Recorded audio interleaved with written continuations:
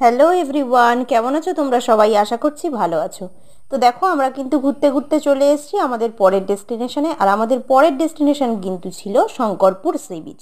তো এখানে এলাম, যথারীতি দেখলাম ফাঁকা ফাঁকা একদম ছিল। আর এখানেও কিন্তু সেই সময়টা কিন্তু ভাটা ছিল। আর দেখো, আমরা গাড়িতে প্রত্যেকে চলে এসেছি উঠতে। আর এখানে কিন্তু দাঁড়িয়ে আমরা কিন্তু একটু চাট খেয়েছিলাম, আর কিন্তু একটুকুনি হচ্ছে কিনা মাখা খেয়েছিলাম, বিভিন্ন রকমের মাখাও ট্রাই করেছিলাম। তো দেখো, আশেপাশে কিন্তু বেশ ভালোই লাগছিল। আর যেহেতু আমরা একটু শীতকালে গেছিলাম, তো সেহেতু কিন্তু আমরা খুব ভালোভাবেই কিন্তু ঘুরতে পেরেছি। এখানে একটা পার্ক ছিল। তো দেখো, এখানে আমরা প্রত্যেকে পৌঁছে গেছি, আর গিয়েই কিন্তু একটু প্রত্যেকে ছবি তুলে নিচ্ছি, একটু ভিডিও ক্লিপস নিয়ে নিচ্ছি। তো তোমাদের কেমন লাগলো অবশ্যই জানিও। আর এই সি বিচটাকে দেখো, এরকম দেখতে ছিল, এখানে স্রোত এরকম ছিল। আর হচ্ছে কিনা এটা অনেকটা ওল্ড দীঘার মতো দেখতে লাগছিল। এখানে মা বাবাকে বসিয়ে একটু ছবি তুলে নিলাম, আমি একটু ভিডিও ক্লিপস নিয়ে নিলাম, যাতে তোমাদের সাথে পরে শেয়ার করতে পারি। আর এটা কিন্তু একেবারে অন্যরকম ছিল এই সি বিচটা। ভালোই লেগেছে আমাদের, কিন্তু খারাপ লাগেনি। তো তোমরা কারা কারা এই শঙ্করপুর সি বিচে গিয়েছো অবশ্যই জানিও।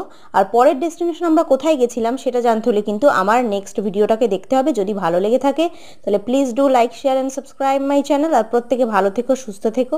আর এরকম কিন্তু যারা এখনো পর্যন্ত যাওনি তারা কিন্তু অবশ্যই কিন্তু এই বর্ষাতেও কিন্তু তোমরা দীঘা ঘুরে আসতে পারো, তোমাদেরও কিন্তু ভালো লাগবে আশা করছি। আর কাছাকাছির মধ্যে কিন্তু একদিনের জন্য ঘুরে আসা যেতেই পারে।